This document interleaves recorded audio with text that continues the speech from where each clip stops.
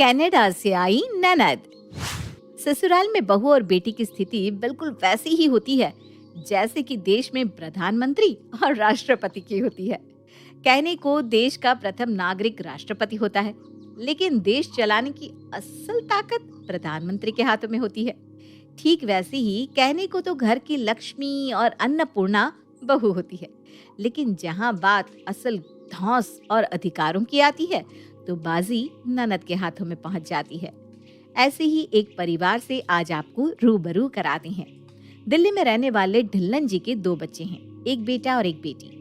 बेटे जसप्रीत की शादी सिमरन से हुई है और बेटी सुखप्रीत की शादी कनाडा में रहने वाले मनिंदर के साथ। एक तो सुखी पहले ही मम्मी पापा की लाडली थी, दूसरा जब से उसकी शादी कनाडा में हुई थी वो घर के लिए प्राइम मिनिस्टर होने के साथ साथ चीफ गेस्ट भी बन गई थी।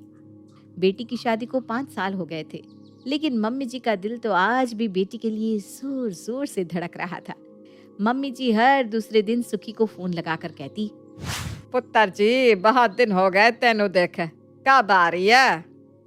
अभी कोई प्लान नहीं है मम्मी, देखते हैं। धीरे धीरे समय बीतता जा रहा था। एक दिन मम्मी जी इनका फोन आया था, बहुत बड़ी खुशखबरी सुना रहे थे। क्या खबर है पुत्र? मम्मी जी सुखी दीदी आ रही है कनाडा से, कह रहे थे वो आपका नंबर मिला रही थी लेकिन लग ही नहीं रहा था, इसलिए इन्हें फोन करके बताया।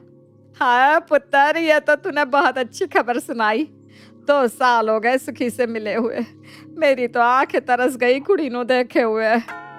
एक बात कहूँ मम्मी जी, आपको ना सुखी दीदी की शादी कनाडा में नहीं करनी चाहिए थी। ये कैसी बेहूदी बात कर रही है सिम्मी तू?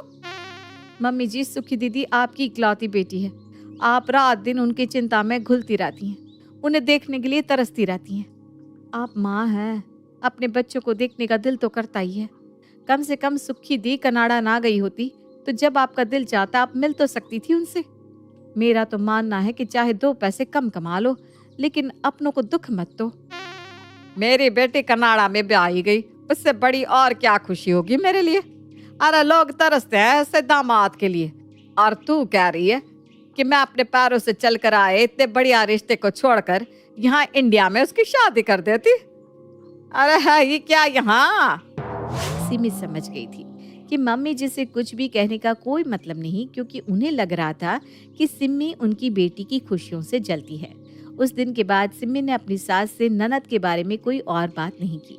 धीरे धीरे दिन बीतने लगे और आखिर में वो दिन भी आ गया जब सुखी कनाडा से भारत आ गई। पूरे घर में खुशी का माहौल था। मम्मी जी के उदास चेहरे पर चमक लौट आई थी और वो सुखी की पसंद का सब कुछ तैयार करने के लिए रसोई में लगी हुई थी। मम्मी जी दिन भर बिस्तर पर अपने घुटने लिए बैठी रहती और आज देखो 2 घंटे से रसोई में खड़ी हैं, जो एक बार भी उनके मुंह से उफ भी निकली हो। मम्मी देखो मैं आ गई। हाय मेरा पुत्र, कितनी कमजोर लग रही है तू। मम्मी कमजोर नहीं, उसे फिट होना कहते हैं। कनाडा में सब अपनी फिटनेस का ध्यान रखते हैं, आप लोगों की तरह नहीं पेट पर मटके बांधे रखे हैं सबने। सुखी को आराम से बिठाने के बाद दोनों सास बहू मिलकर सुखी के लिए स्पेशल डिनर तैयार करने में लग जाती है। रात को 8 बजे, सुखी दीदी आओ खाना खा लो, आज तो मम्मी जी ने खुद बटर चिकन बनाया है। ओह माय गॉड, भाभी कैसा खाना बनाया आप लोगों ने? इतना तेल ऊपर तैर रहा है, इतना अनहेल्दी खाना आप लोग खाते कैसे हैं? मनिंदर जी ने तो इसे देख भी लिया ना तो उनका मन खराब हो जाएगा। अरे बेटा, मैंने तो आज तेरी पसंद का ही खाना बनाया है। बचपन में कैसे उंगलियां चाट चाट कर खाती थी तू बटर चिकन। वो बचपन की बात थी मम्मी, अब मैं ऐसा खाना नहीं खाती। आप ऐसा करो, मेरे लिए तो बस सलाद ही काट दो। बस सलाद? अरे पुत्र, मैंने कितनी सारी चीजें बनाई है और तू कह रही है भूखी ही सो जाएगी। मम्मी कनाडा में हम अक्सर रात को सैलेड ही खाते हैं। सुखी खाना खाए बिना वहां से निकल जाती है और दोनों सास बहू वहां सन्न सी खड़ी रह जाती हैं। कोई बात नहीं सिमी बेटा, बाकी सबको खाना परोस दो। होता है, पसंद बदलती रहती है। सिमी महसूस कर रही थी कि सुखी जब से यहाँ आई थी हर चीज को वो अजीब सी नजर से देख रही थी। क्या बात है सुखी, कुछ परेशान लग रही हो? परेशान इसलिए हूँ भाभी कि आप लोग ना कुछ खास हाइजीन मेंटेन नहीं करते। क्या क्या बताऊँ आपको, चाहे वॉशरूम हो या हॉल, हर जगह बस गंदगी ही गंदगी दिखाई पड़ रही है। आपको पता है कनाडा में गंदे वॉशरूम भी आपके साफ वॉशरूम से ज्यादा साफ होते हैं। अब कहना क्या चाह रही हो दीदी? मैंने तो आज सुबह ही पूरे घर की सफाई की है। भाभी आपको अभी पता ही नहीं कि कनाडा क्या चीज है। स्वर्ग से भी सुंदर जगह है वो। और सबसे बड़ी बात, वहाँ जीने की आजादी है। अब आप अपने आप को ही देख लो, जरा सा दुपट्टा सरकाने की मम्मी जी आपको आंखें दिखाने लग जाती है। और कनाडा में आप कुछ भी पहनो, कुछ भी खाओ, कहीं भी जाओ, कोई रोकने टोकने वाला नहीं है। कोई किसी भी बात के लिए जज नहीं करता। यहाँ इंडिया में तो जैसे सबको खुद से ज्यादा दूसरों को ही पड़ी रहती है।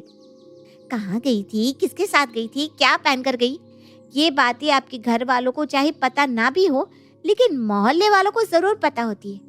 क्यों, सही कहा ना मैंने? सुखी दीदी, आप तो खुद इंडिया के होकर आप ऐसी बात कर रहे हैं। ये जो बातें आपने बताई वो अंतर बस इसलिए है क्योंकि हमारा कल्चर ही वैसा है। पूरे कपड़े पहनना, बड़ों का सम्मान करना, ये हमारा कल्चर है। और बेफिक्र रहना उनका। कंपैरिजन जैसी कोई बात ही नहीं इसमें। हमारे देश में फैमिली सबसे पहले है और कनाडा में पर्सन। जब बुनियादी सोच में ही अंतर है तो डिफरेंस तो दिखाई देगा ही। अभी आपने कनाडा देखा ही नहीं, इसलिए ऐसी बात कर रही हो। भाभी जो एक बार वहां चला जाता है ना, वो फिर यहाँ लौटना नहीं चाहता। ऐसा कुछ भी नहीं है। कुछ न कुछ अच्छाई बुराई तो हर जगह में होती है। जैसे आप देख लो, आपने घर के कामों के लिए कोई सर्वेंट नहीं रखा हुआ क्योंकि उसे आपको 1 घंटे के लिए $16 देने होंगे जो आप अफोर्ड नहीं कर सकती, इसलिए दिन रात काम में लगी रहती हैं। और यहाँ देखो कितने आराम से सुबह काम वाली आकर सब काम करके चली जाती है। फिर उसके बाद मेरे पास बच्चों और मम्मी जी के काम करने के लिए भी आराम से वक्त बच जाता है। कनाडा में सुखी रहने के लिए पति पत्नी दोनों को काम करना होता है और यहाँ ज्यादातर औरतें घर संभालती हैं, जिससे सब कुछ अच्छे से मैनेज हो जाता है। अच्छा भाभी, बेबी रो रहा है, मैं देखती हूँ उसे। कुछ देर बाद, मम्मी बेबी के लिए कोट लाना है, भैया को बोलकर शाम तक मंगवा देना। कोट क्या होता है बेटा? मम्मी बच्चे के सोने के लिए होता है ना वो। अरे इतना छोटा सा बच्चा अकेला उसमें कैसे सोएगा बेटा? मम्मी जी बच्चों को अलग कोट में ही सुलाना चाहिए। माँ बाप के बीच में बच्चे के दबने का खतरा होता है। यहाँ इंडिया में तो सारे बच्चे माँ बाप के साथ ही सोते हैं। आज तक तो हमने नहीं सुना ऐसा कुछ कि बच्चा माँ बाप के नीचे दब गया। अरे माँ क्या भांग खाकर सोती है कनाडा में? कनाडा की रूल अलग है, वहाँ ऐसा ही चलता है। को स्लीपिंग बच्चों के लिए अच्छी नहीं मानी जाती। जैसी तेरी मर्जी पुत्र, बोल दूंगी लिया आएगा जस्सी। अब अपने बच्चे भी सरकार की मर्जी से पालने पड़ेंगे क्या? पता नहीं कैसा देश है। छोड़िए ना ये सब बातें। आपको पता है दीदी, मम्मी जी ना आपको बहुत याद करती हैं। मैं तो कभी कभी सोचती हूँ कि काश आप भी यहीं पंजाब में ही रहती तो जब दिल चाहे आती जाती रहती।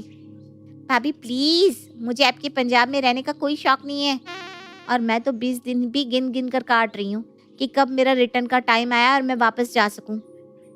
भाभी कनाडा की भारत से कोई तुलना ही नहीं है।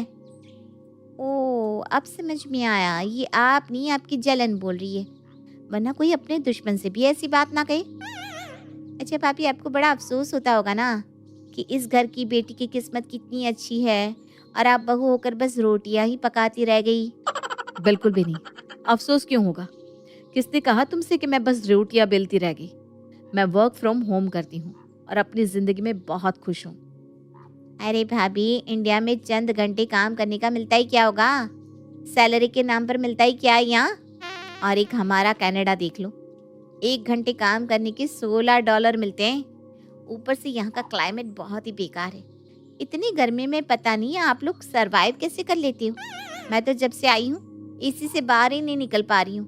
गर्मी के मारे हालत खराब हो गई है। और यहाँ का एजुकेशन सिस्टम पता नहीं कौन से जमाने से चल रहा है। आज तक ड्रेस कोड के नाम पर बच्चों के साथ जबरदस्ती की जा रही है।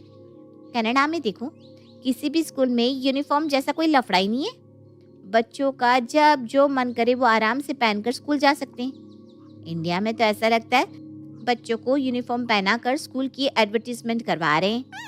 वैसे भाभी, अगर आपको मौका मिले तो क्या आप कनाडा जाने का मौका छोड़ दोगी? बिल्कुल, मुझे कनाडा जाने का कोई शौक नहीं है।